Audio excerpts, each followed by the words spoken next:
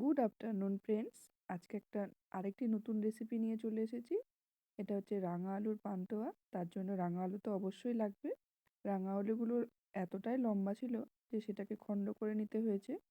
দিয়ে প্রেসার কুকারের মধ্যে দিয়ে মোটামুটি 3টে হুইসেল দিয়ে নিতে হবে।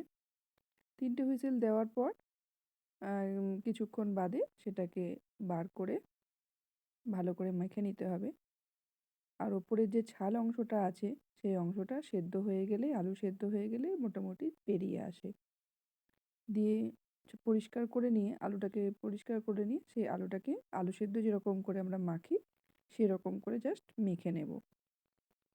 আর এদিকে এটা রুল ময়দা, মিল্ক পাউডার আর বেকিং পাউডার আছে। বেকিং পাউডার 1 চিমটে মতো লাগবে, আর রুল ময়দা অল্প, আর মিল্ক পাউডারটা একটু বেশি। আমি উইকফিল্ডের বেকিং পাউডারটা ইউজ করেছিলাম।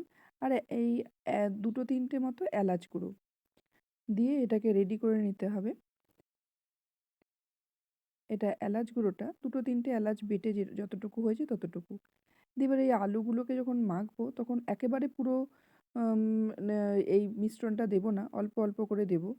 আর এদিকে আমি 2 কাপ মতো চিনি নিয়েছি আর 2 কাপ জল আর 2-3টে এলাচ বেটে গুঁড়ো করে এর মধ্যে দিয়ে একটা চিনির সিরাপ রেডি করেছি। মোটামুটি মিনিট 10 মতো ফোটালেই চিনির সিরাপটা পুরো রেডি হয়ে যাবে। ওই যে রাঙা আলুটা সেই খোসা ছাড়িয়ে নিয়েছিলাম, সেটা ভালো করে কোনো যাতে গোটা দানা না থাকে তার জন্য এরকম করে আমি মেখে নিচ্ছি আলু সিদ্ধের মতো করে। তারপরে অল্প অল্প করে মিল্ক পাউডার আর ময়দা আর গুঁড়ো অংশটা অল্প অল্প করে দেবো, একেবারে দেবো না, আস্তে আস্তে দেবো, জাস্ট এরকম করে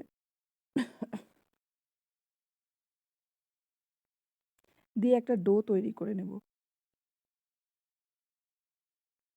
আর ডোটা মোটামুটি রেডি হয়ে গেলে 1 চামচ মতো আমি ঘি দিয়ে দেবো।